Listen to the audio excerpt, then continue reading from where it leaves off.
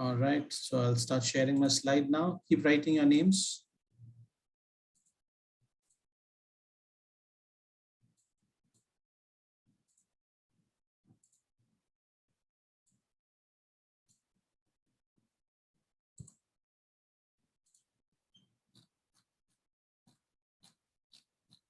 Thank you, everybody. I got your names already. So today we'll talk a little bit about your, so today maybe it may be a smaller class. We can do more discussions if you want. You can show me your research questions if you desire. We can discuss your research questions in class. I can give personal feedback. Your classmates can also give you feedback regarding your research questions or your interview questions. So yeah, we'll do that today. So today is a qualitative data collection and analysis chapter. We will look at various data collection methods, and we will focus more on the interviews. That's what most of you are using. I opened the Padlet again and I was reading everybody's data collection method. So I will use that. I'll explain a little bit more about that. And then we will also talk about how to do analysis, different kinds of analysis methods. I'll quickly touch on how people do coding, different kinds of coding. Maybe I'll show you a few examples of coding. And then how do we represent data? How do we analyze, and how do we come up with themes? So we'll see that quickly today. So basically, for getting good qualitative research, you need to be a good data collector. Again, the word data is also very quantitative. Whenever we say data, it sounds like numbers and figures. And so for my qualitative research, I always, instead of using the word data, I prefer to use responses. The word response, like I told you, every word has some significance, and every word is a loaded word. For example, the word factor. Factor is a very quantitative word. What are the factors which da da da da da? Instead of that, I prefer to use the word influences. What are the influences on a tourist visiting Malaysia? So influences is a very open-ended, interpretivist word. What influences you? Anything can. But when you talk about factors, it's like it's preconceived notions that these are the factors, and I want to check which factor applies to you. So try not to do that. When we use the word data, be a good data collector or be a good response collector. Now, how do you become a good response collector? Is by practice. You may be doing lots of participant observations. You may be doing lots of interviews. You may be very outgoing, or you may be very shy. Especially if you are going in a new place with a new group of people who you don't know, you may be quite shy. Like I gave you the example of what I did in my PhD. I looked at some religious tourists, and these religious tourists are Hindus. I'm a Hindu too, but I'm a very casual, once in a while going to the temple kind of a Hindu. But these Hindus are from a very particular sect in Hinduism. Like I'm sure you know that in my religion, there's millions and millions of gods, and you can choose who you want to pray to. We don't force anybody to pray to one God only. So this sect of people who I interviewed, I knew about them, but I never followed their lifestyle. I never followed their food habit. Their food is very important in that lifestyle, what kind of food they eat. And they categorize food as various, food which is very holy, food which is good for passion, and food which is good for which is very low level of food, which you should not be eating, or you should eat very little. And then there's another category which you should never eat. So food is very important for these people. And I didn't understand that so much until I actually spent time with them. So to become a good data collector, or to become a person who gets good responses from your respondents, you have to be able to spend a lot of time with them. You have to be able to be comfortable with them. You have to be able to make them comfortable with you. Sometimes it may take a lot of effort from your side. Remember, whenever you meet somebody new, it takes effort to get to know people. Whenever you are in a room, in a new meeting room, and you see people sitting around you, you say hello, then you get to know each other. Sometimes we are shy, and with this mobile phone in our hands, we like to ignore people and get inside the mobile phone. In the earlier days, we used to get inside our novels. We used to read novels, and if you don't want to read, talk to people. But now, as a qualitative researcher, even if you are shy, you have to find a way to communicate with people, without offending them, of course, and without sounding like a salesman. Now, this happens.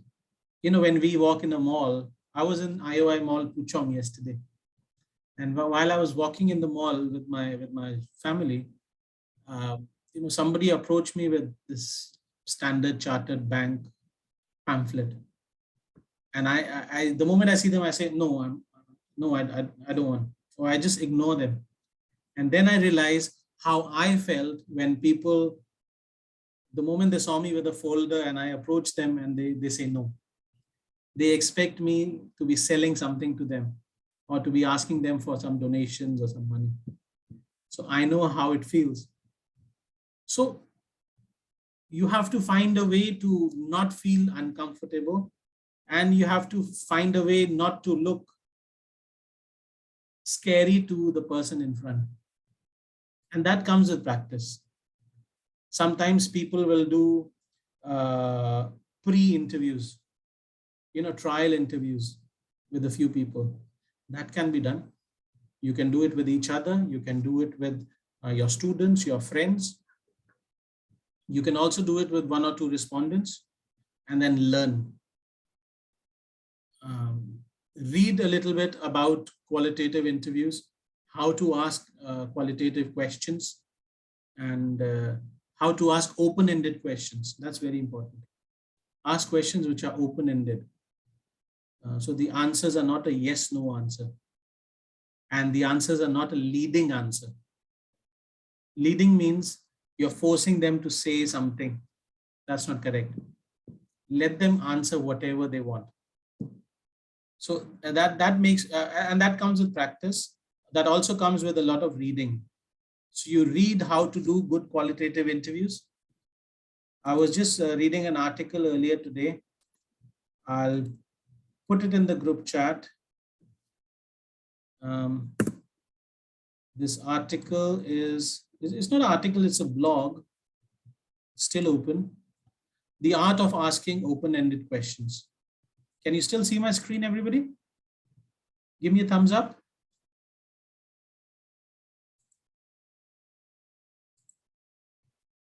Hello? Can you? Yeah, okay, all right. So you can read this. It's just a very small article, how to ask open-ended questions. Difference between open-ended and close-ended. Close-ended questions usually are answered with a yes or a no. Open-ended questions, you want them to talk more. I'll give you an example. For example, if somebody asks you in a meeting, at the end of the meeting, did you find this meeting helpful? It's a very closed-ended question, because people may answer, yes, I found it interesting. No, I didn't find it interesting. Instead of that, you could ask an open-ended question like, we've been through a bit of process to get to know this point. Have you not? Can you tell me more? Can you tell me the value you feel you've received by going through this entire process? So basically you're asking, do you like it or you don't like it? But you're asking them, what value have you received in this entire process? Then people will say what, they'll talk more. And you may get lots of answers which you never expected instead of a yes or a no. So it's quite a nice 10-minute read or 5-minute read. They've also given you examples of open-ended questions. And they've explained all these examples in detail. Why is this a good example?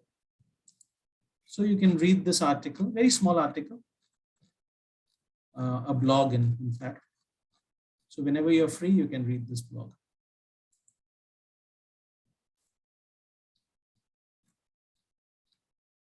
All right, I'll go back to my slide.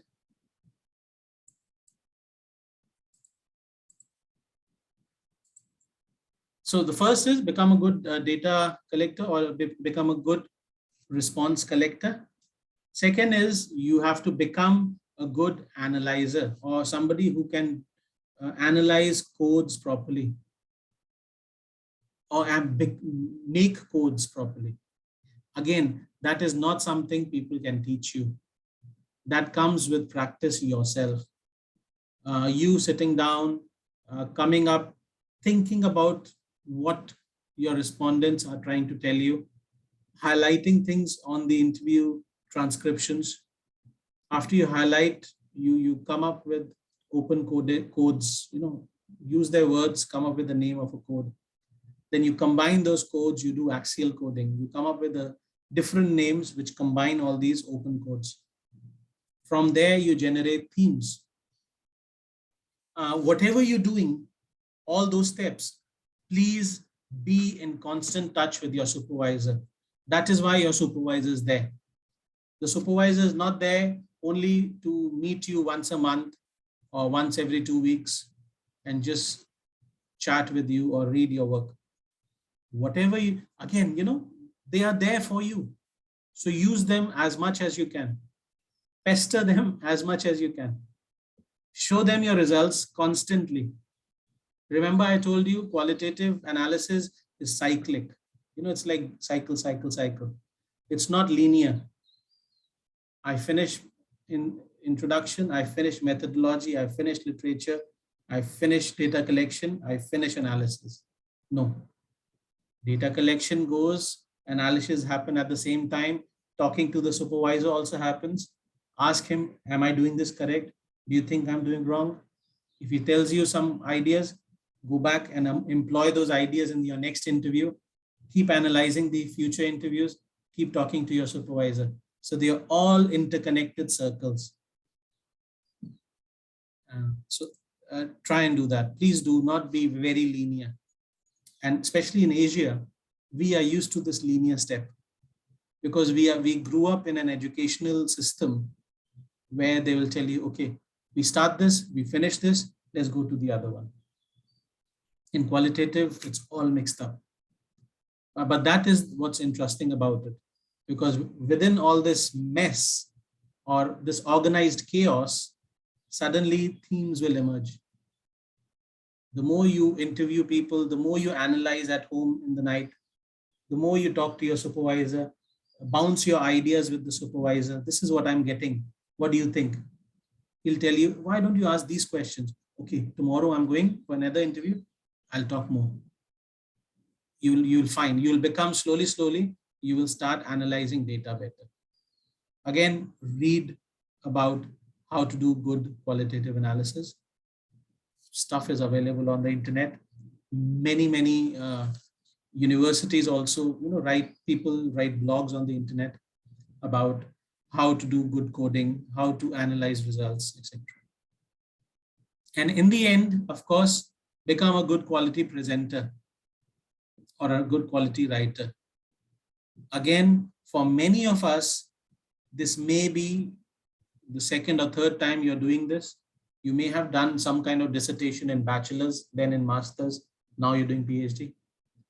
For some, you may have done very basic bachelor's and master's, and then PhD is a very big jump which you've made after master's. So this may be tough. Presenting may be tough because of language issues. Presenting could be tough because of your personal attitude, you're shy, many reasons. And being a writer, again, this comes with practice. Even today, I'm not a good writer. Every time I write and I read my work from a few years ago, I feel my previous work was horrible. Because the more we read, the better we become, the better we write. Then we read some more, and then we start writing some more. So it comes with practice. It's just like driving a car. First time it's scary, but slowly, it will become easier and easier. And read academic work. Read good quality, qualitative research work, because it gets into your subconscious. That writing style gets into your subconscious. And then when you write good quality, qualitative style of writing. The type of words you write, the type of reasoning which you give when you're trying to analyze something becomes better, because you're reading good quality Web of Science, Scopus journal articles. So somebody said something in the group chat. Okay, just your name. Okay, going ahead. So your qualitative data collection could be text, could be narrative, could be visual. Your texts could be, you're looking at diaries, you're looking at documents which are available from government websites. Maybe you've collected written data yourself, textual data yourself, first-hand data. Maybe you're doing narratives, you're doing interviews, you're analyzing the interviews. Maybe you're doing observations, you're in the field, you're observing stuff. While you're doing observing stuff, you are writing field notes. That's very, very important. That is why I just with my phone, I just photographed some of my field notes. I'll just show you some examples while in the field. Because again, you remember the word triangulation. You are not just doing an interview, you may do multiple methods of data collection, because triangulation is very important in qualitative research. Quantitative, you do various SPSS or Smart PLS. You run few tables. For qualitative, we do triangulation. We do multiple methods of collecting the same data. So for me, I did interviews. I did notes. I also did field notes, observational field notes. I tried to do a few photographs, but later I decided it wasn't for me. I also did a few videos, but then later I decided I don't want to analyze videos. So I clicked very few photos. Or any photo I clicked, it was just to explain my situation. I never deeply analyzed photos itself. So photos, whatever I used in my PhD, were just to explain the situation, what's going around me. So after you do your interviews, just make sure you transcribe the interviews. Very, very important. Like I did, I have a big file here, and they're all transcribed interviews inside. So very, very important to transcribe all your interviews.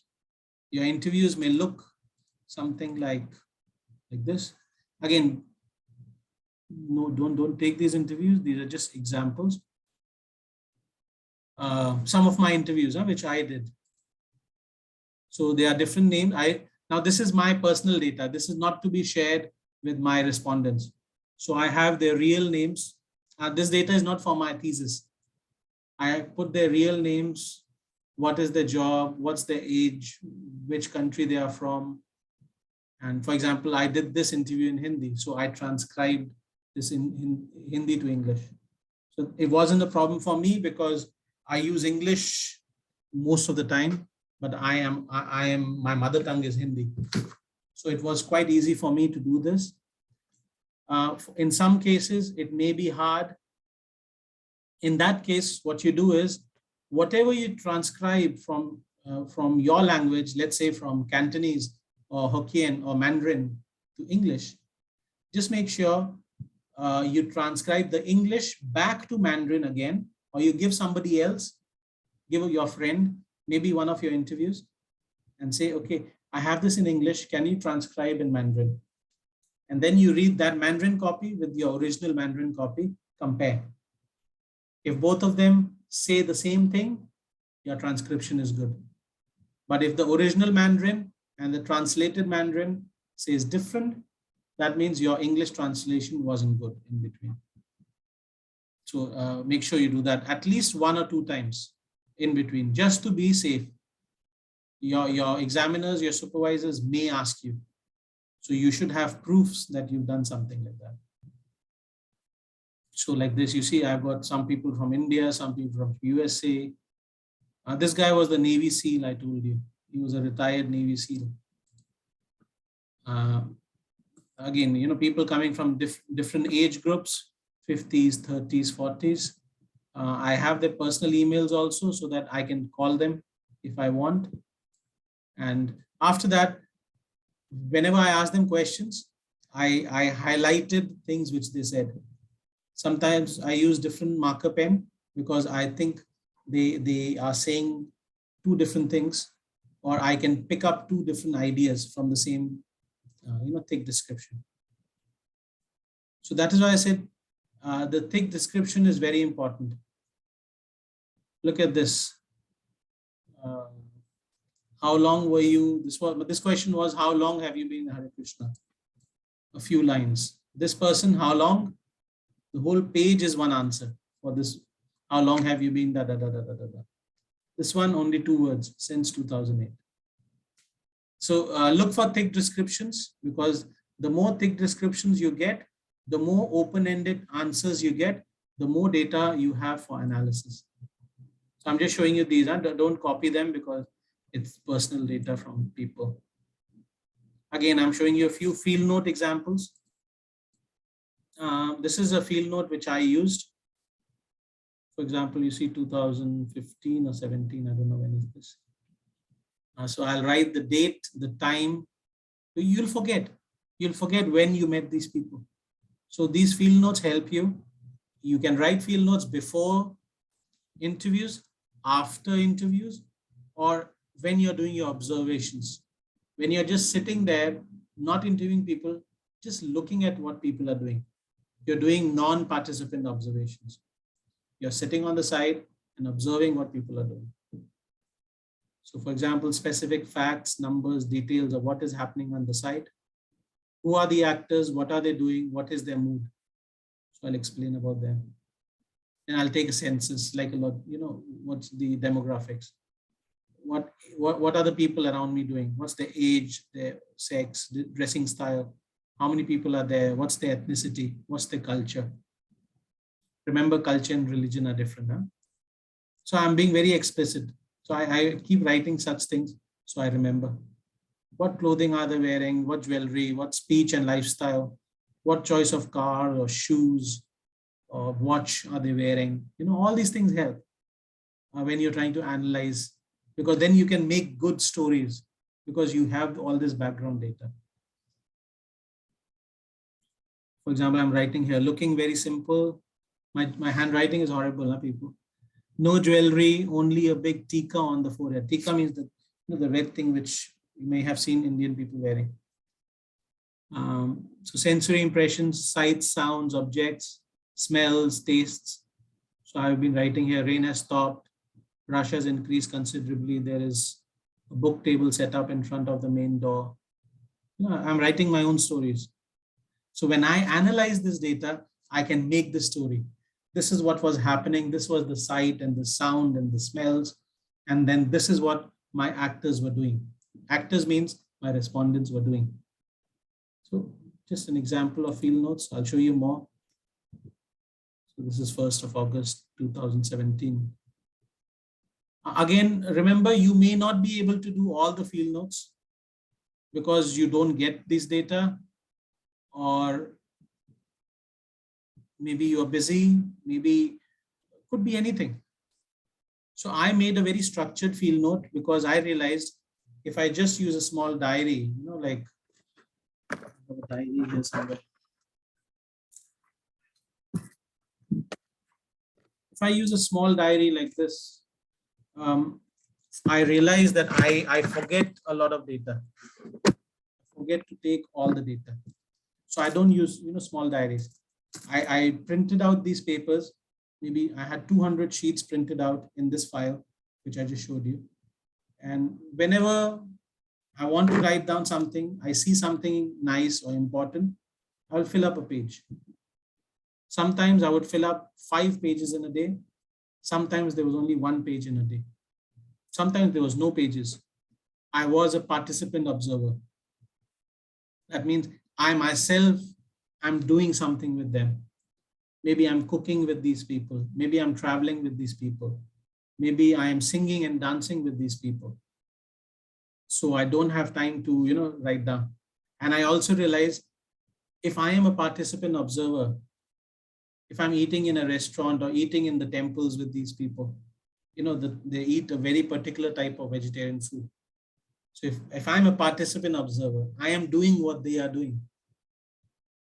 First of all, I don't have time to take out a diary and write. Secondly, I don't want to alienate these people. I don't want them to suddenly feel as if they are being observed. So especially when I'm a participant observer, I'll not do the writing. But when I'm not doing anything, I'm a non-participant observer, I'm sitting on a corner somewhere and seeing what people are doing, then I'll take out my file and just scribble, keep scribbling what's happening, or what did I see earlier in the last 1 hour, etc. And then you see, I transcribe my interviews and then I'm highlighting stuff on the interview. I'll also, if some in between, if they get disturbed, for example, he got a phone call for 10 minutes. So I just wrote down here that while talking, he stopped and then he was on the phone call. So maybe I did this because after this, you see here, the next question, the answer, answer is only yes, because he broke his chain of thought. He was talking so much, whoever this person is, he was talking so much, and then suddenly he had a phone call, his mind got distracted. And then when he came back, he didn't answer too much in detail. Because maybe his mind is still outside, still thinking about his business or his whoever was on the phone. So all these things matter. Keep a list of all your respondents. Again, I'm just showing you like different people who've been, this is just a transcription of my data. This is just a transcription of field notes. And this is my respondents who I interviewed. Again, I just clicked a photo from my file. So all the people I interviewed, their basic details, their telephone numbers, etc. Just something from a file I picked up. So again, coming back to interviews, when you are going to do an interview, before the interview, please make sure you prepare your guided questions. Your questions are guided by your research questions. So you may have your research objective research questions, whatever. Let's say you got 4 research questions. Guided by your first research question, you prepare 2 or 3 interview questions. I usually have, I always say 1 research question, at least have 3 interview questions. 4 research questions, so 3, 3, 3, 3, maybe 12 interview questions. Minimum, maximum, around that. For some people, you may have to ask 15 to 20 questions because maybe they are too knowledgeable, maybe they have a lot of data to share, maybe you find them very interesting, or maybe they are not talking so much, so you have to, but there is some knowledge there in that mind. So just to peel the onion of his brain, just to, massage his brain, you may have to ask him many, many more questions. So have your guided questions in advance, a prepared guided question. Again, I had this, I picked up this file after many, many years. So it reminded me of my data collection days. That's my guided questions. I had a list of guided questions which I wanted to ask. You can see it's been toned and highly used because every time I would open this page and it got toned off. So these are a few research questions and then interview questions underneath that, which I would be asking people. Prepare your information sheet or consent form. If you need a consent form, especially if your data may be ethically, you may have some ethical issues, make sure the consent form and information sheet, sometimes it's just the same document, it's there. Show it to people. If they are okay with it, maybe you can get them to sign. Or maybe you have, if you don't want to do, 10, 20, 30 interviews, you don't want so many consent forms. Maybe you have one information sheet and behind the sheet, you just got a list of names and signatures. So on the same sheet, make them read, turn around, signature, done. Could be the same form. Again, better to talk to your supervisors and get their consent also, whether they are okay with this. Check your recording tools, have a backup device, very important. Again, when I was interviewing people, I was outside my comfort zone. I'm a lecturer. I love talking to people, but like many of us, I like to talk to people I know. I am a bit shy when it comes to new people.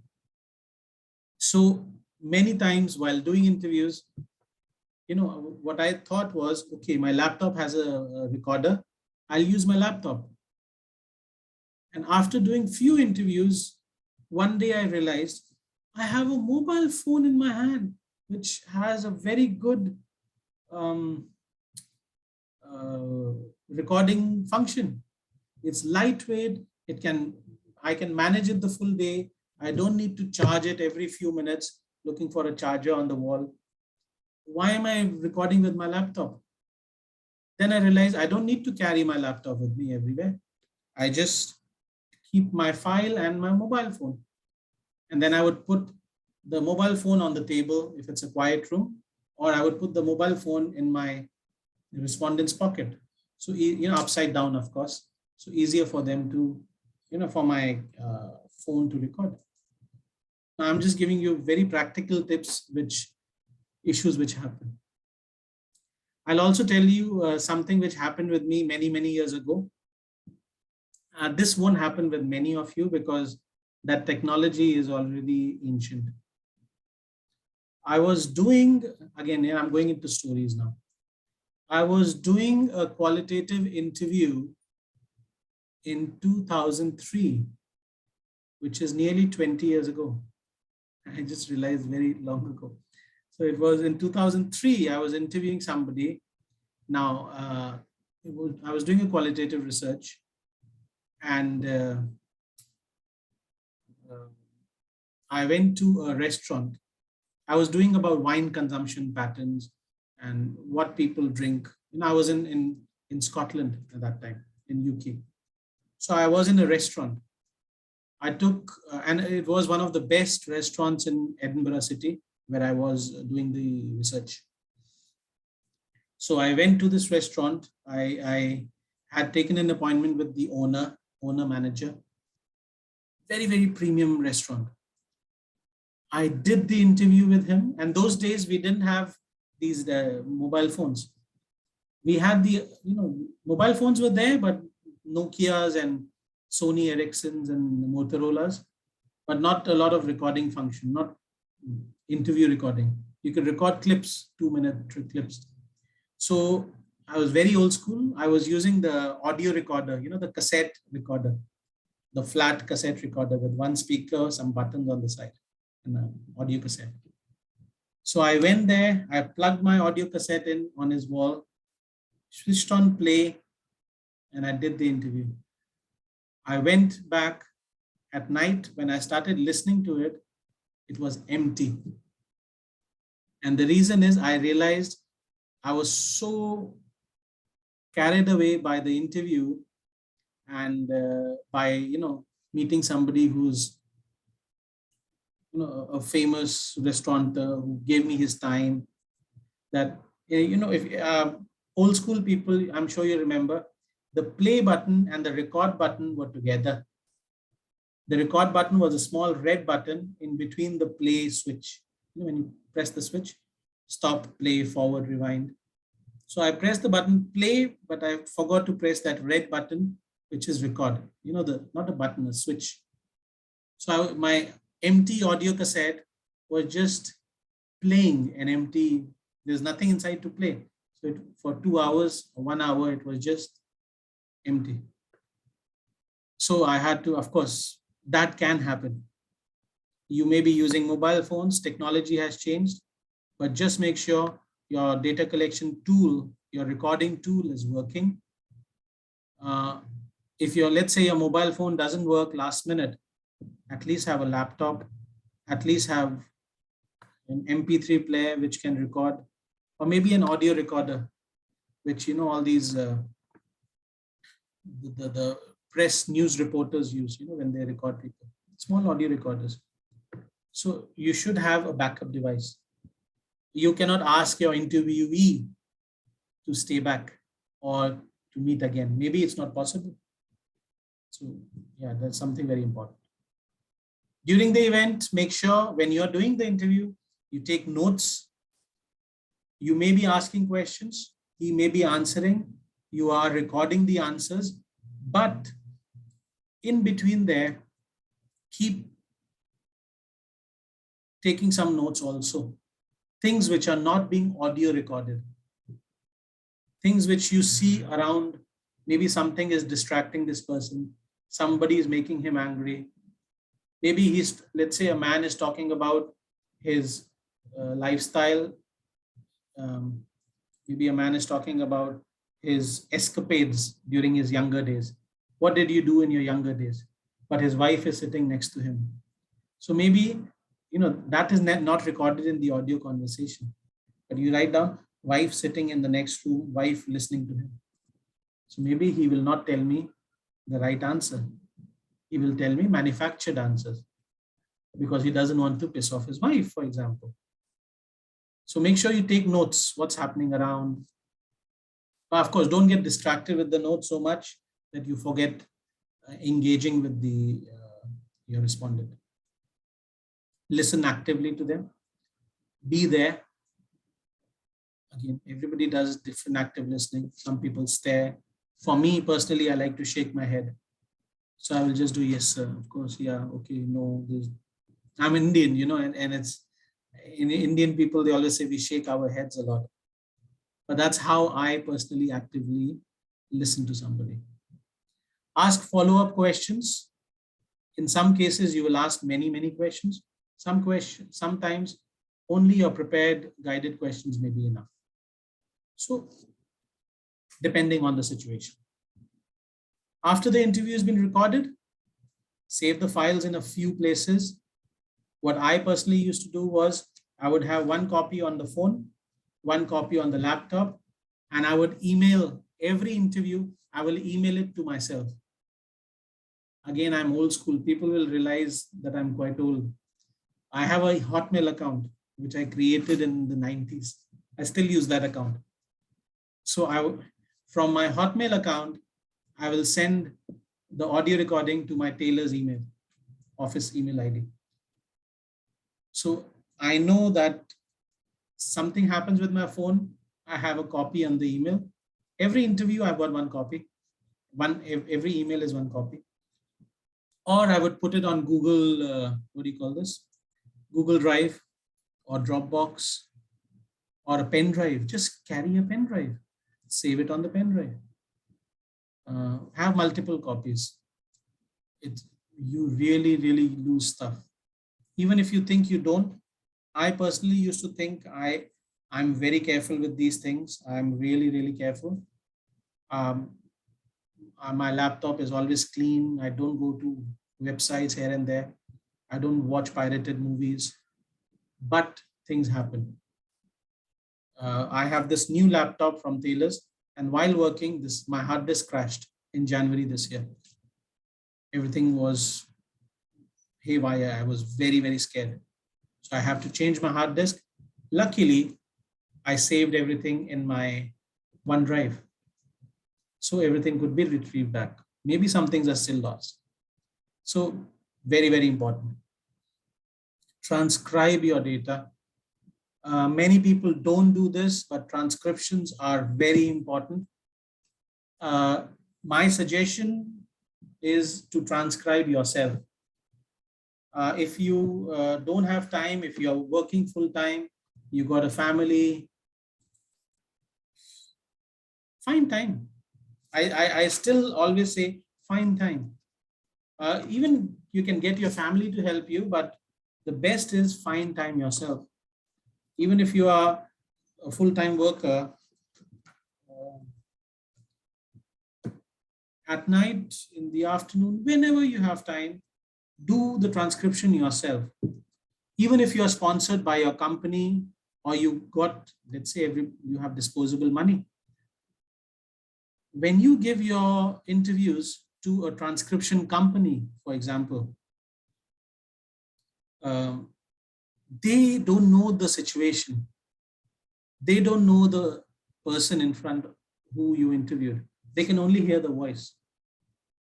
And sometimes they don't understand exactly whatever was being said. So many transcription companies, they use filler words. Some things they don't understand, they will write in their own words. They will change the meanings. But when you do your own transcription, you will remember what the person was saying because you were there. And that is why I say transcribe as fast as possible. Don't do data collection in April, transcribe in August. You'll forget half the things.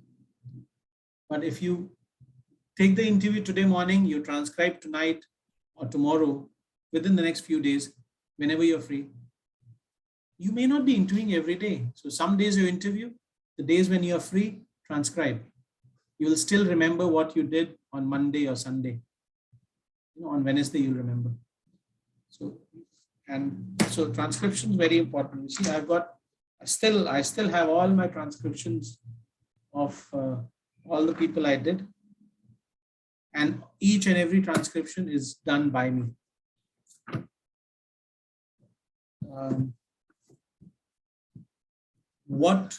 Again, your class is very quiet, but people always ask me, what kind of transcription software should I use? I always say, again, there's millions of free things on the internet. There's many paid ones also. You choose what you want, search on your own. Again, I don't want to be so mean. I'll show you what I used to use. Again, it's a free app. I don't have a lot of money. So I used to use something called Transcribe. Still available? Yes. So it's Transcribe. This is how it looks like. This is free of cost. Again, I'm not getting any money from these people. It's just a free app which I found and which really worked for me. So you do start transcribing. You upload your data from your laptop. You can upload from wherever is your data. And then there's a button somewhere on top, play and stop. So you press the button play, or you can use Control X.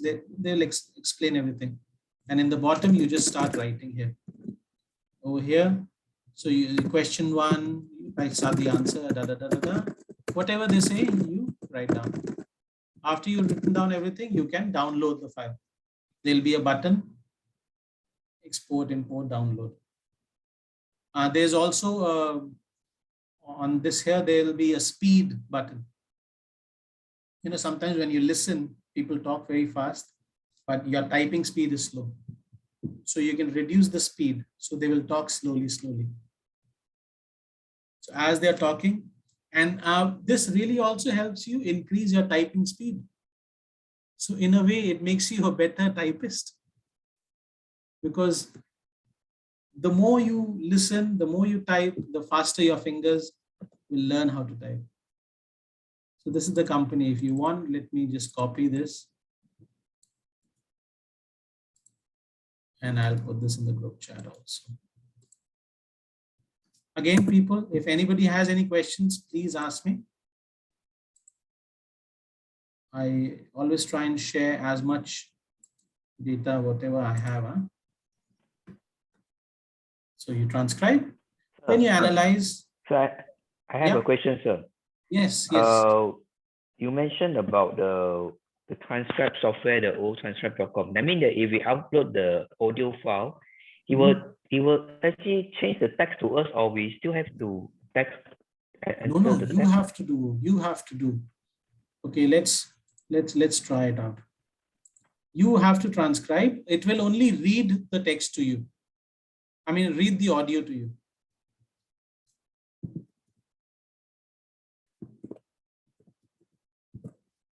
There's nothing available on the internet which will exactly copy what you are saying. You can only put the audio here. Let's see whether, let me see whether I got anything from my PhD time.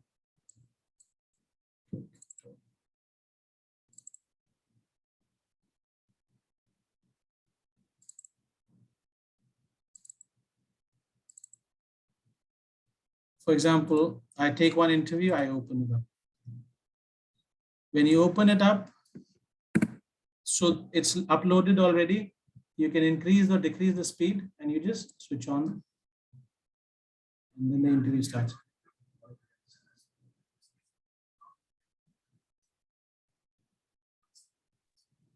Okay, understood. Can you hear the voice?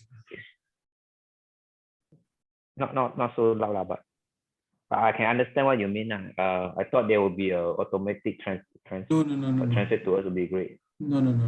So you basically you can use this buttons here, or you can use F1, F2 to start and stop and to rewind, and you can reduce the speed so they'll talk slowly. Okay, thank you.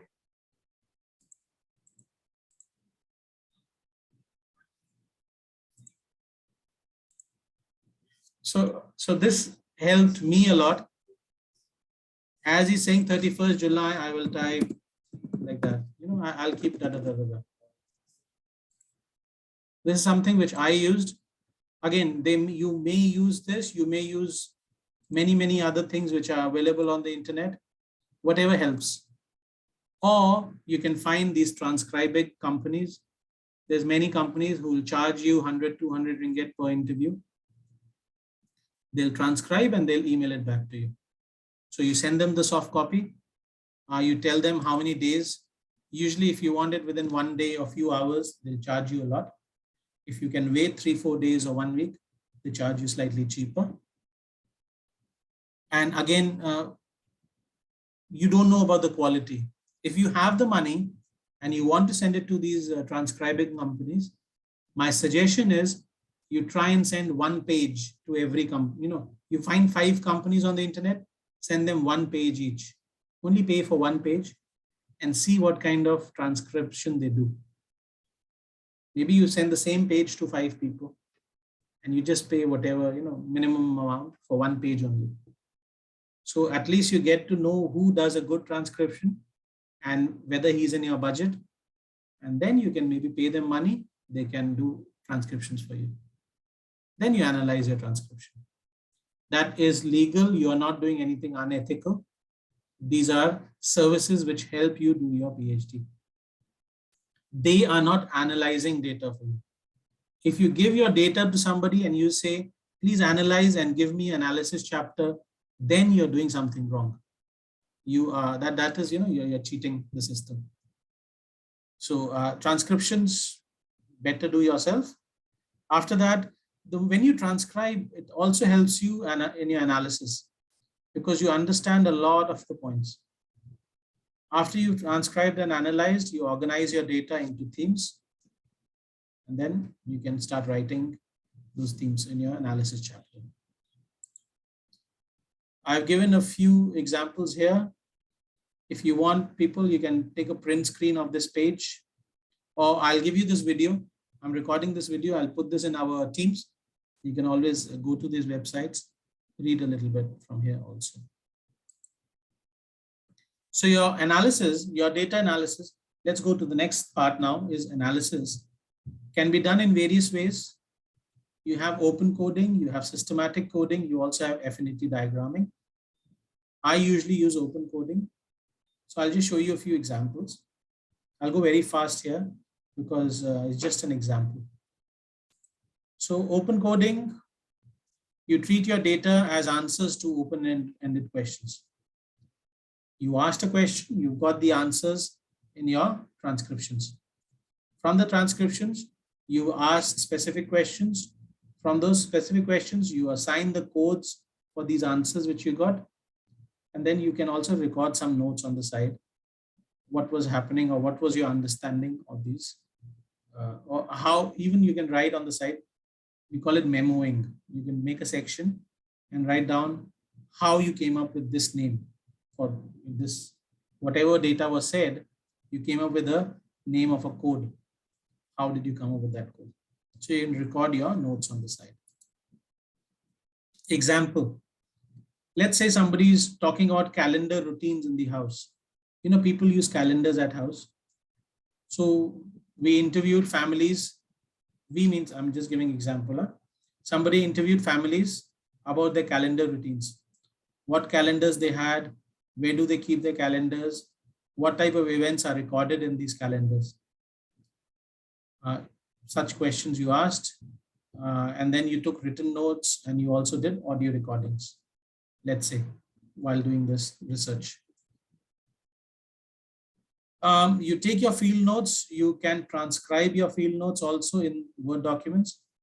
Like this is an example of a field note, an open field note. You know, like, for example, somebody made a structured field note. What is the location type of, this one is more open than me. Mine one was much more detailed. I came up with my field note heading myself. I looked at many field note examples on the internet, then I made my own field note diagram, you know, the frame. So he made a frame, but he never wrote, he or she just wrote anywhere they want on this page. So if you transcribe things like this, if you write things like this, you can also write them on digital format, easier to remember. Or some people like things like this, they remember things better in their own way. You can write things like this. So first thing you do is, whatever notes you've written, you analyze your notes. Where did I go? Where did people keep stuff? They keep in the kitchen, keep in the room, keep in the purse, etc.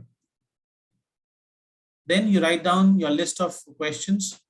Where do families keep the calendar? What uses do these calendars have? Who adds to the calendar? Who writes in the family on this calendar? When do these people check their calendars? So these are your list of questions which you want to ask. Then you go and you see the answers. Go through the answers. These are your transcriptions. People write down transcription, and then what you do is you develop a code based on the transcription. For example, people say kitchen, so you come up with a code, let's say KI, that is kitchen. Some other people say they do it in the children's room. They keep the calendar in the children's room. So maybe you come up with another code, children's room. It's just an open coding. From all your data, you're collecting stuff, just writing on the side. And then you also remember, after you developed all the codes, remember the frequency of each code. How many times you're getting the similar kind of answer from how many people. So this frequency part is quite important. Many quantitative people love this. How many people are doing this? So in qualitative, we ask, what do you do? And then when the people tell you what they do, you see how many people are saying the similar answer. That is your frequency, right? How many people are giving similar answers? That's how you develop your code. So see the frequency. How many people are saying? Again, I'm not interested in how many as in the number. 20 people say out of 25 people. I don't want that. By frequency mean You write open-ended. Most of the people say this. I don't want to know how many. So this is where your ethics come in. You can fudge your data if you want. We don't want to see big numbers. We want to see the emerging themes from all your interviews. How many people are doing something? For example, if you're taking pictures like this, you go to people's houses, you click a photo of their calendars, how they write. Oops, sorry. You can go through the data, ask questions on the data which you see here. Why are you writing this? What do you mean by this? What do you mean by this? Let's say somebody is doing family events. So you come up with a family outing. Okay, these are the things people write on their calendars. People write about anniversaries. Okay. So these are your answers to your questions. What people do, what people write on the calendar. So you keep doing that with all your questions. Whatever your research questions, you find answers. After you found answers from all the transcriptions, you've highlighted the answers. Then you also use people's quotes. Quotes are optional, but quotes really help you to build your story. Something very important when sometimes students who don't like to do a lot of writing. Again, I'm being a little mean, but I'll tell you as an examiner. Sometimes students don't like to write a lot. So what they will do is they will explain in the analysis one theme. They'll explain in a few sentences what is that theme. And then under that, they'll give me 10 different really big quotes from people from your interviews just to fill up your pages. Don't do that. These people's words, keep it to a minimum. And again, I always tell my PhD students, I say, for every theme, have a maximum of 3 quotes from your respondents. You may have done 10 interviews, you may have done 30 interviews. But when you want to explain a particular quote or a particular theme which you came up with, explain the theme in your own words as much as possible by giving a lot of explanation, thick descriptions. And then as an example, you can show maybe 3 quotes like this. And again, this is a very big quote. What I would do is make the quote shorter, whatever is the main part from the quote. And sometimes I also like to highlight the quote from the whole word or from the whole paragraph.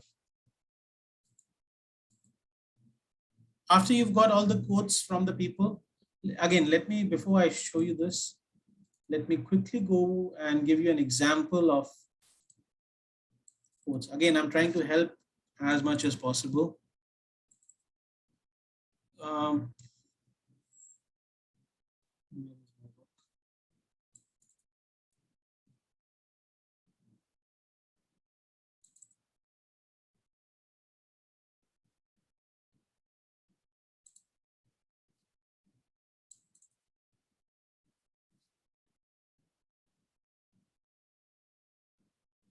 I don't know where is my actual analysis. Again, every chapter for PhD, you may have to write 10 times. Huh? The more you write, the better it becomes. Let's say my analysis, I'm talking about, yeah. So if you see a quote, you come up with a theme, you want to explain something which people say. What I do is I try to keep it as small as possible. And within the quote, I will highlight the part which I think is more important. And I will always keep it bold and italic like this and away from the normal writing. So it's easier to explain. You see how I'll do that? Let's say I came up with a theme here. Where's my theme? Da, da, da, da, da. The most important part I will highlight and I'll keep the quote here. 1, 2 quotes. Again, I'm explaining something. Then I'll like give a couple of quotes.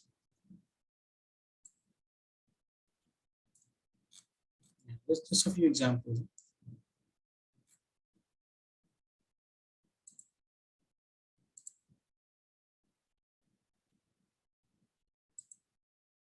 So after you've got all these quotes from the people, you've got some kind of themes. What I try to do is you put it on a software, put all the codes which you're building, all the quotes which you've received from the people on one document. You may do 10 interviews, you may do 20, you may do 25. Get all those interviews, get the gist, get the answers for every question and put it on a table. In Microsoft Word, for example, these are your respondents, just an example. Huh? These are your types of questions you want to ask. These are your respondent 1, 2, 3, 4. Let's say there's 12 names. And over here, you write down the answers. Whatever answers you got, something important, you write down here. So for respondent 1, for this, said this. Respondent 2, for this, said this. They may have told you 1 page worth of answer. From that 1 page, you saw 2 or 3 lines which are the most important. Put that here. Or within those 2 or 3 lines, if you have a few words only which are very important, pick up those words and put them here in these rules. So this basically becomes like a cheat sheet. I call it a cheat sheet. Basically, it becomes a compression of all your interviews on one sheet. If your supervisor or your examiner asks you, show me all your interviews, show me all the answers to every question from all the interviews. You cannot pick up this big file and show them, okay, this is the big bundle of my interviews, transcriptions. You take out the juice, take out the analysis from all these questions, the themes which you found out, the words which people have used, put them on one table. So it can be a Microsoft Word. It could be, like I showed you earlier. You can use many softwares. For example, this software in the bottom, this company does one. You can build codes. It's called Cars and Notch. So they are selecting and they are giving comments like that. You can do that. Again, you find your own way of doing this. I do this with my students. I give them comments like this. You can use the same thing. Read the transcription, find out from the answer what's important, highlight it, make a code on the side. Work. Something else, emotion. Something else, physical discomfort. Again, so whatever is the answer, you're writing it down here. Some people do Microsoft Excel. This is what I did for my PhD. Again, you have these questions. What way, This is your research questions. These are your respondents. And then you write down the answer in the Excel sheet. Again, I'll show you an example of what I did later. Some people use softwares like Atlas TI. Atlas TI also, so the first two is free. Microsoft Word and Excel is free. Again, I was running, I had a family to support. I didn't have any funding from somewhere. So everything I did myself. And that really helps me because I knew my methodology perfectly. I knew all my interviews perfectly. I did all the transcriptions. So I remembered everything which people said. Even when I did my final exam, my Viva, my interviews were done 2 years ago. But even after 2 years, when I did the face-to-face Viva in my exam, my final thesis, with the examiner, I remember what people said because I wrote it down. I transcribed everything word by word. So this helps if you do it yourself. Or you can use softwares like Atlas TI if you got the money. If not, you also got free versions which are available on the internet for a few days. So you can also use free versions. Atlas TI also helps you to develop whatever thoughts, whatever codes you're developing, Atlas can also make, formats like this. What do you call these tables and diagrams? Some people like to put things as a diagram. So these softwares can help. You also have things called NVivo, very, very common for qualitative. Helps you with making your nodes and different kind of themes, develop themes. You also have Cactus. Cactus I've never used before. But again, it's very similar. You develop themes based on the answers. You write down the themes on the side. And then everything can be converted. And then from here, you pick up the data, you do your analysis chapter. So for open coding, you do this. You can either do Microsoft Word, Excel, Atlas TI, NVivo, or Cactus. Then you have systematic coding. This is another style of coding which people use. Again, this is not something which I've used, so I'm not too much into this. But systematic coding is basically you create systematic coding. I personally feel is a little bit in between positivist thought and interpretivist thoughts. It's something like grounded theory. You know, when you think grounded theory, you already have some preconceived ideas. You have a theory in mind. Same way for systematic coding, you create categories ahead of time. You have some preconceived categories that maybe most of the answers will fit here, here, here, because of previous literature which I've read from so many journals. So it's something like grounded theory. You got some existing literature, or you have some previous coding done by other people. According to Mayuk 2015, these are the codes developed. I think because I'm doing similar research in Malaysia, I may get similar codes. So this is previously made codes, and then you try and fit in your data over there. And after that, you get the data just like open coding, find the data, pick up things which match your codes and put it there. The third one is called affinity diagramming. For affinity diagram, basically, many people do this. They will they'll use like post-it notes or sticky notes, or even what do you call mahjong paper. You know, those big white paper. They'll stick it on the wall, and then they will put stuff there. Even when I was doing my coding manually, I did this, but not exactly like this. Let me show you this, and then I'll tell you what I did. So basically, you write your ideas, whatever you're getting, you write them on sticky notes. Every idea is a sticky note. You know, the yellow sticker. Stick it on the wall, or maybe on your whiteboard.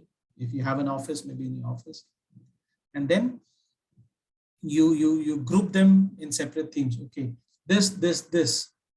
They are talking the same thing. Bring it together and put them together. Let me show you an example. For example, let's go back to the same example. Families were given a digital calendar to use in their homes. You know, remember the calendar example? And you recorded their weekly interview notes, and you also did interviews with them to see their thoughts. And when you got their thoughts, you wrote down your affinity notes. You went through the data, you did observations, you wrote them on post-it notes like this. Each note was a different idea which was said by your respondents. So you got few examples. And then you look at these, and then you see which ones of them make sense. And then whatever makes sense, you try and pool them together into one category. Example.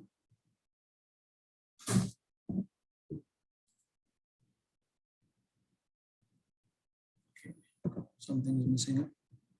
Okay, so first you make these notes, then you put all the notes on the wall, on your wall or your whiteboard or wherever, and then you move the notes into related columns or piles. You may make them into separate columns. For example, you see a couple of notes talking about the same thing. Really easy to check the calendar from work because of the web page.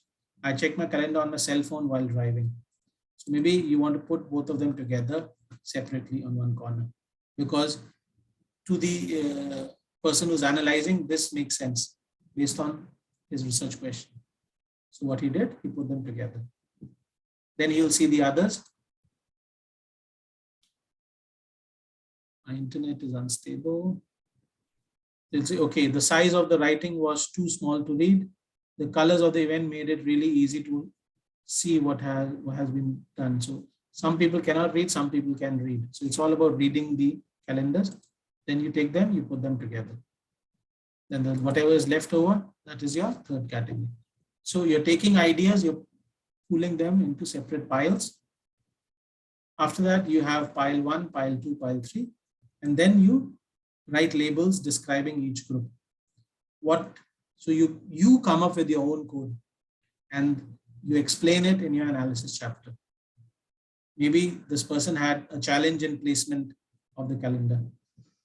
Maybe these people had interface visuals which affect the usage. Now, these are codes developed by this author in this example. For this one, he came up with people check calendar when not at home. So maybe they are in the car, maybe they're in the office. So some people check calendar in office. Some people have problems with the usage visuals. It's too big or too small.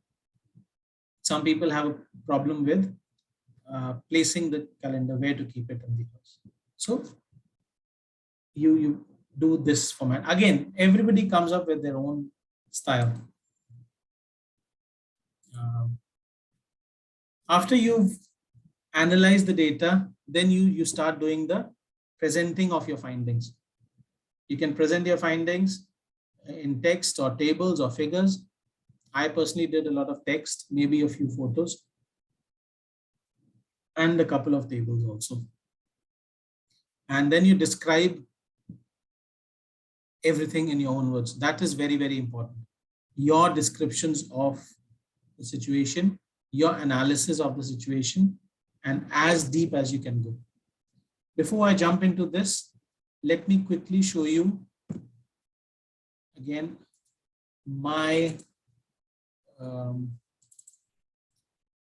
coding sheet. Now, again, I showed you this earlier. Again, my work, maybe I'm just giving my work. I was not an excellent student. I was just a regular PhD student doing hospitality degree. So let's say I had some semi-structured interviews. These were my research question 1, 2, 3, 4. Under my 4 research questions, I had interview questions. So many, 4, 4, 2, 4. So after I did this, I did interviews, which are given here, for example. Some are recorded, some were written down. Then I did transcriptions of the interviews. Then I did a coding sheet. From the transcriptions, I picked up codes and I filled up a sheet, an Excel sheet, because I understand these things. For me, Excel is something which I know. I did not want to learn. I was, too busy, frankly, to learn in Vivo or Atlas TI, for example. So you see my coding sheet is very, very big. If I zoom out, so that was my coding sheet. And just to read this coding sheet, I had to make it, when I printed this, it was double the size of a mahjong paper. I had to go to level 7 in Taylor's, where they have that huge printer. And I printed one big sheet so that I can read the whole thing. So these are my research questions, basically. My research question 1, 2, that is in color on top. These are the 4 research questions. And these are what they will learn from that question. This was my, under the research question, this was my interview question 1, 2, 3. So this, what you see here, these are interview questions here. This line here. All my, must be 12, around 12 or 14. Yeah, so 14 interview questions. And these are the answers to the interview question, which I got from these people. Then These are my participant names. Participant 1, 2, 3, 4, da, da, da, da, da. This is the demographics, male, female, that I know who they are, but if I show this coding sheet to my supervisor, I don't want to show these people name to anybody. That's why I don't write the names. So I know who's the male, who's the female, which country they are from. And these are the codes which I got from them. These are the quotes which I got from them. And from these quotes, maybe I highlighted things which I needed. So what I did, I printed out this whole paper. I put it on my bedroom wall. My wife wasn't happy, but just like this, this style which people are doing. Yeah. Affinity diagramming. So affinity diagram, they put all different stickers. Instead of a sticker, I made my coding sheet. I put the coding sheet in my bedroom wall, and it stayed there for all the time I was doing my analysis. I think it was a couple of months, 2 to 3 months. It stayed there. And while sleeping on the bed, it's in front. I'm trying to analyze what people are saying. I kept a marker pen on the dressing table, or the highlighter pen, and I would just, whatever I understand, okay, this is what the person is saying, number 1, number 5, number 11 saying the same thing, I'll highlight with one color pen. Somebody saying something else. So after a while, after it's sitting in front of you for a few days, things will slowly start making sense to you. Your mind, because you're watching it every day, slowly you will start making sense of your collected responses, or your data, as people call it. So after it starts making sense, you can maybe on a piece of paper or something. I told you earlier, I used to keep a small diary next to my bed. So anytime I am walking in front of the dressing table, going to the bathroom, I see that thing on the wall, something makes sense, I'll go to the diary next to my bed, write down. Response 1, maybe this is the code. So I'll come up with many codes, write it down, talk to my supervisors, and then with my supervisor, I would do this. In his office, I would take these post-it notes, and he had a whiteboard in his office. So he would stick things, and I'll say, this is what I found, this is what I think, this is. Then he will say, maybe he'll say, okay, maybe this, what do you think if you put this here? Does this make sense? So we will move the things around, remove a few things. And then finally, data will emerge in your own mind. After you start getting a sense of the real answers, then you start writing your findings. Then you come to this part, the most important part of your qualitative research. You will be judged on this. You will also be judged on your PowerPoint presentation, but that you can practice. After your PhD is submitted, usually you get minimum 3 months for your actual Viva. Because let's say I submit my PhD today, CHDR will take at least 3 months to find examiners for you. Then they will send 2 to 3 months to find people for you. They will send your thesis to them. Those people will take 1 month to read your thesis and give you written feedback. And then CHDR will have to, get them airline tickets or whatever tickets, get them to Malaysia, get them to tailors, and then you will have your Viva face-to-face with them. So within those 2-3 months, after you submitted everything already, you got nothing to do. So those 3 months, prepare your PowerPoint, practice hundreds of times. You have English problem, you are shy, you have any kind of problem, you can practice. You talk too fast, I talk too fast. I know I used to talk very fast. So I'll just get my supervisor, okay, can you listen to my my presentation? Half an hour only, please come. Then I'll go to my co-supervisor, okay, can you come and listen to me? Give me some feedback. Then I'll talk to my wife, I'll say, hey, listen to my feedback, listen to my presentation. 3 months is a lot of time to practice one PowerPoint. Clean up the PowerPoint, make it nice, make it better, and then present your Viva. So presentation, I personally think you can practice, but the writing part, it will come, you have to do a lot of writing.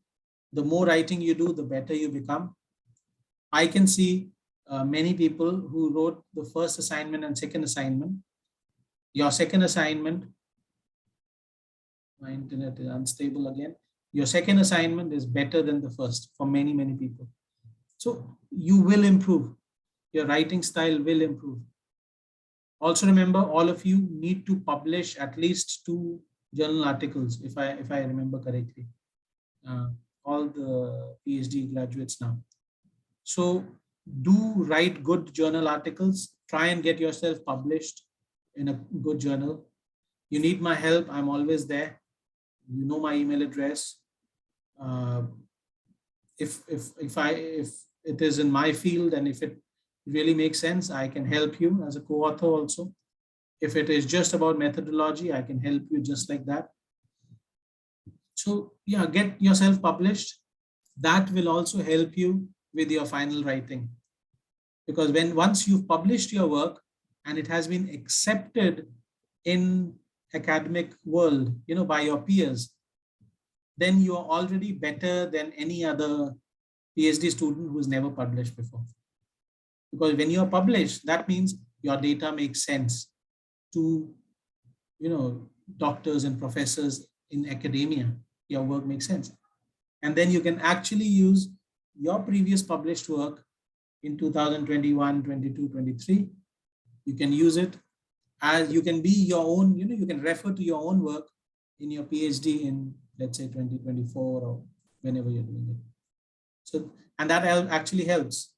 If people ask why you're doing something, you can say, yes, I published my paper 2 years ago based on this. Maybe you wrote a paper on your methodology. That's very interesting. You explore your methodology, write about one paper about your methodology, maybe one paper on your literature. You can do 2 papers at least. That will help you. And then you can say, see, I published already and the academic community accepts my work. So, in a way, it helps your PhD because the examiners get impressed that, yes, whatever this person is saying makes sense. And then very, very important, something which all of you have to use. I think I'm coming to the end of my slide now. Something which is very, very important is reflexivity in your representation of your work.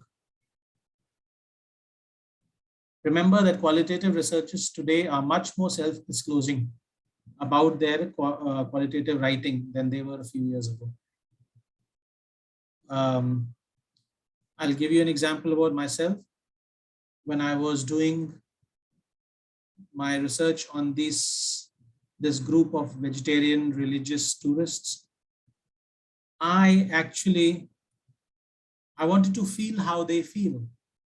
So I tried to become like them. I tried to eat like them for 1 month before I actually went into the field. Even, when I was doing my introduction, literature review and methodology, exactly where you are right now. At this time, because I was reading the literature, I came to know this is what these people do. This is what these people eat. This is how they behave. I tried to work like that. My lifestyle, my eating food and lifestyle. No alcohol, no meats, no eggs. They don't even have tea and coffee. So they have a lot of restrictions. No mushrooms. Even in vegetarian, they don't eat every vegetable. No onion, no garlic. So I tried to follow their lifestyle. And then I thought, hey, I'm following their lifestyle. Why don't I write about my experience? And then when I was thinking about writing my experience, I learned about a very, very good style of qualitative research, one methodology, which is called autoethnography.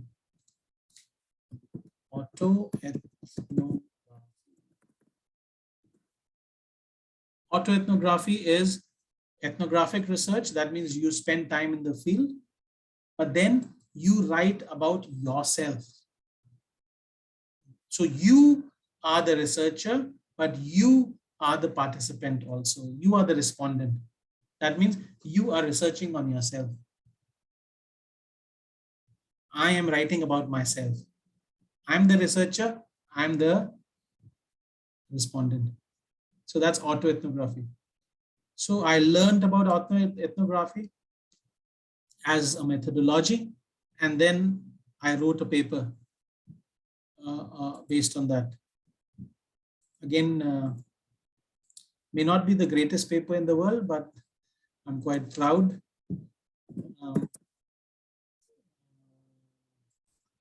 I'll show it to you. It's available on the internet, so you can always, if you want, pick it up and read about it. Yeah. It was my ethnographic experience and autoethnographic approach. You can see this. So it was a Scopus article. So here I wrote about food habits. I researched about vegetarianism, cultural food habits, so based on that culture. And I also researched on autoethnography, which is an ethnography, but on yourself. So you don't need to look for millions of people. You research about yourself. And to do this, something which is very, very important is reflexivity. So I may have written some, I don't remember my own work, sorry. I may have written about reflexivity somewhere. So I was talking about, I have not written reflexivity as a column, but all my analysis is very reflexive. So reflexive means you have to not just talk about what you feel, you also have to talk about, I'm feeling something. Why am I feeling like this? Would, if instead of me, if Mr. Lo Peng Yu, if he was doing the same thing, if he was following the same lifestyle like me, will he feel the same? So I was thinking and I was writing about this, and it got accepted in a journal. It was quite a nice paper. Again, so very, very important is about yourself. To add research, to think how you influence your result. I'm not saying do an autoethnographic research. You can if you want. But what I'm saying is any kind of research you do phenomenology, you do ethnography, you do grounded theory, whatever you do, be very reflexive in your work. I'll talk more about reflexivity in the next class. Next class is our final class. Usually it's just a submission class, but I will teach you about reflexivity a little bit. Maybe do a couple of exercises in the class. So read a little bit about reflexivity, and also you have to employ that in your final assessment. Explain to me, explain to your supervisor, explain to your examiner who you are as a person and how your upbringing, your family, your culture, your religion, your country, your food habits, your religious habits, your cultural habits, your financial standing in society affects how you understand your research, or how it may affect your understanding of this topic. Even your affinity to the topic, how close you are to your research topic. For example, when I was doing research on Hindus, I'm a Hindu, they are a Hindu. So there is some kind of affinity. I did my data collection in India. I know the language. I know the culture. They eat, that I know that food. For example, I know a lot about that food because I'm in hospitality and that's the food which I've eaten all my life. Maybe not exactly so pure vegetarian, but I know Indian food. So explain all this, but also explain your, for example, I know all that food, but I'm also a meat eater. And because I eat meat, maybe that affects my judgment when I see these people. Maybe I'm a meat eater, and when I see some of them making a face in a restaurant, um, I may feel anger or resentment towards them. Maybe because I'm a meat eater and I feel non-meat eaters. Yeah, this is again, I'll give you an example. Vegetarianism is becoming very common around the world, especially vegan, style of food consumption, which means no milk products, no cheese, no butter, etc. And many chefs, the moment they hear that there's a vegan guest who does not take this, does not take that, does not want this, does not want that, they make a face, they get angry. And then they say, oh, you people cannot eat this. Or even in your family, I cook something, some food, and then one of my guests walks in, I don't eat this. I'm very particular about the type of food I eat. And then we'll make fun of them because we may think they are being too snobbish. Maybe they don't like our kind of food. They feel we are below them. Could be many things. So I needed to explain that in my analysis. How does me as a meat eater affects them? How does it affect me when they refuse some kind of foods? Or if I go with them to a tourist area and they refuse to sit down in the restaurant when all of us are so hungry. And I used to feel that. I said, okay, we cannot go to KFC, we cannot go to McDonald's, we cannot go to non-veg restaurants. All right, I found a vegetarian restaurant. Let's eat there. And then we walk there and they find out that there is onions and garlic and mushrooms in the food. They don't eat that kind of food. So they'll say, hey, no, we'll not go there. And then, the resentment, what I feel, because I'm hungry with them. I'm also a tourist with them. I'm hungry, I'm tired, I just want to eat some food. So all that anger which I felt, I will write down as a field note. Because my analysis may be clouded by my judgment at that period of time.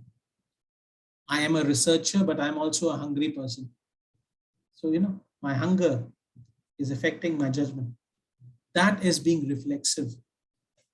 Find out how you as a person will be affecting your, what you are researching on, and disclose that in your writing. And that is why I always say in your analysis chapter, you can use the word I, it's okay. In your methodology chapter, you can also use the word I, it's okay. I will be doing this, I will be doing that, I found out. You don't have to write the researcher. You don't have to be very positivist and say, it was found out that. You don't have to say, you just say, I found out. Completely okay. But again, if you're writing in first person, make sure you don't go to third person suddenly in a different chapter. Stay first person. No longer is it acceptable to be a distanced qualitative researcher. So remember, you are not outside the box. This is what I mean when I say, quantitative researchers will say, don't get affected. Don't affect the data. You don't get affected.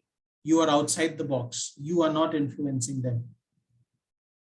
You are influencing. Qualitative say, you are definitely influencing them. When I'm taking your class right now, I am definitely influencing you. You are not being influenced only by the slide which you watch. You are influenced by how loud I am talking to you. You're influenced by how the weather is around you. Maybe it's very hot. I'm sweating right now. Maybe you are sweating.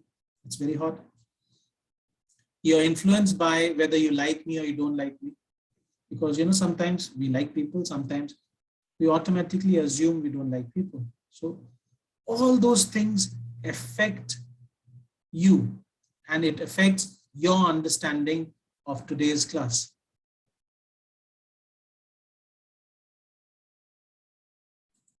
Oh, sorry, the internet went off again. Yes, there is an issue with my internet. Sorry about that. I think we are still recording. Let's go back to the slide before the internet goes off again. Okay, so as I was saying, there is no distance between you and your analysis, you and your thesis. Your analysis is you. Like we said, Alam Aliddin Ali, when you analyze your work, that analysis is your understanding of what you saw. It is not my understanding. It is not your examiner's understanding. Because you, the human being from Libya, was there when you did the interview. And you influenced them when you asked them the questions. And they also influenced you. They also influenced your understanding of the situation. Maybe your respondents were very nice to you. They offered you a tea. They offered you some food. So maybe you understood their words better compared to another respondent who was very rude to you, or who told you, just leave me alone, I don't want to talk to you. So maybe you understood the second person differently. You get what I mean? Because you are a human being, you are not a machine, and you live in this universe. Remember the universe thing we talked about in our first class. We all have our own different universe. And when we are meeting people, when we are talking to the people, we are both influencing each other.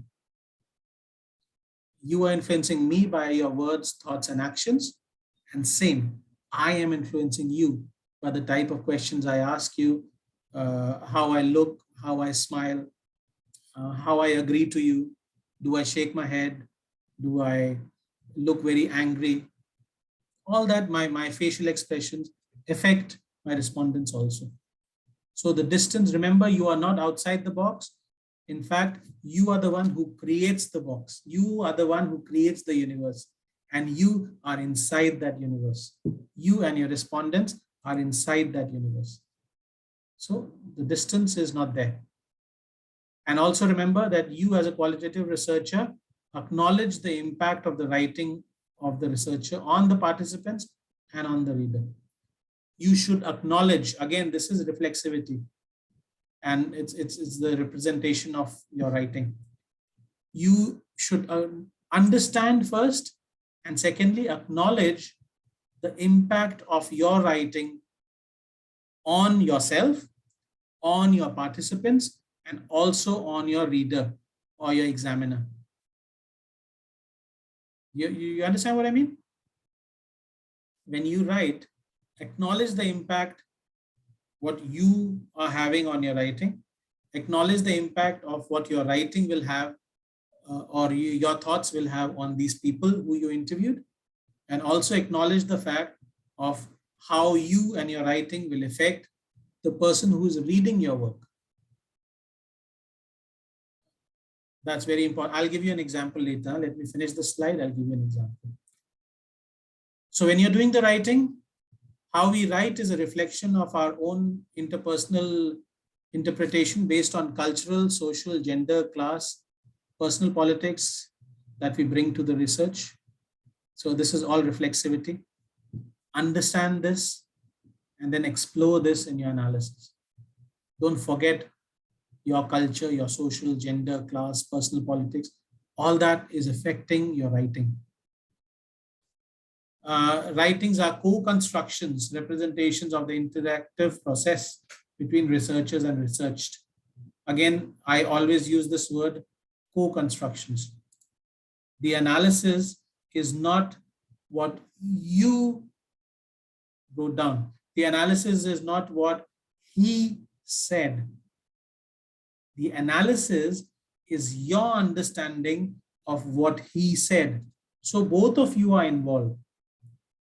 the reality which you constructed in your writing is not what you understood.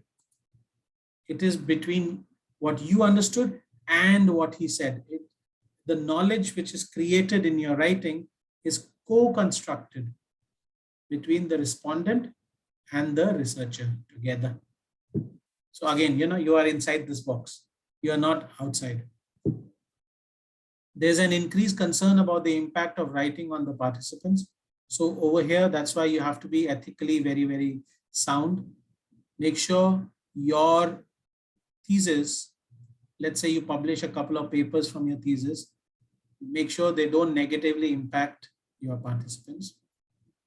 And then in your writing, also make sure, while quantitative researchers silence researchers and participants, this silence is contradictory to qualitative research that seeks to hear all voices and perspectives. So again, this is qualitative research. Your voice and your respondent's voice, everybody's voice is important. You are not looking at majority, you're also looking at every member of society. Even if, for example, I did a research on Hindus, people would say it's one of the biggest religions in the world. And why did you not do it on Hinduism? Why did you do on one of the smallest sects of Hinduism? And because I'm a qualitative researcher, I would say, why not? I am doing a research on one of the smallest, styles of Hinduism, or one of the smallest movement in Hinduism, or a sect of Hinduism, because it has not been researched before. Because it is one of the smallest parts of Hinduism. Everybody knows the majority Hinduism, but people don't know about this group of Hinduism. So they are not supposed to be silenced, even if they are the smallest part of the society. In fact, as a qualitative researcher, they are the most important, because nobody is researching about them. That is my research gap. I want to fill that gap. I want to research about these people and tell the world about this group of people. So we need to hear everybody's perspective. Also remember, all writers write for an audience, colleagues, those involved in interviews, policymakers, and general public. Writers consciously think about the audience or multiple audience for the studies. You need to think about who you are writing for. Is it academic writing? Is it for your PhD? Is it for the government? You need to write slightly differently. Does not mean you need to change your data. Your writing style needs to be different. Again, I think I messaged a few students also regarding their writing style. Remember, the way we speak English and the way we write academic English is different. So read good quality academic papers, qualitative papers, and then write in the same style. You cannot have very casual spoken English style when you write academic papers. They may not be accepted. But that also does not mean you use very big, flowery words. I've seen some people doing that. They will write in proper English, and maybe they are not so good in English. They will go and look for synonyms. I've seen students doing that. Look for synonyms of words which are simple and make it into a very complicated word. Not realizing that the sentence sounds really stupid because you've changed the synonym into something which the sentence doesn't make sense now. Don't do that. And again, maybe you are an English graduate, you are very good in English. Does not mean you need to write Shakespearean English, archaic words which are not used nowadays. So academic English and contemporary English, not English from the 1700s. So easy for people to read. There's a I'm sure you know this. In English we call it, it's a short form called KISS, KISS, KISS. Keep it simple, stupid. So we always say, keep it simple, stupid. Don't make it complicated. Don't make your writing complicated. Keep it simple, but academic English. And also the type of words we use in our report reveal ourselves and how we perceive the need of our audiences. So remember, you're writing an academic work, you have to submit PhD, which is an academic, it's one of the highest level of academic writing. So make sure you write the right kind of way, because that reveals how you perceive the people around. You are writing for academic audience, make sure you respect that and you write in that way in your report. Write thick descriptions. I told you thick descriptions. Write in detail. Don't, for example, a thin description example would be, I had trouble learning the piano keyboard.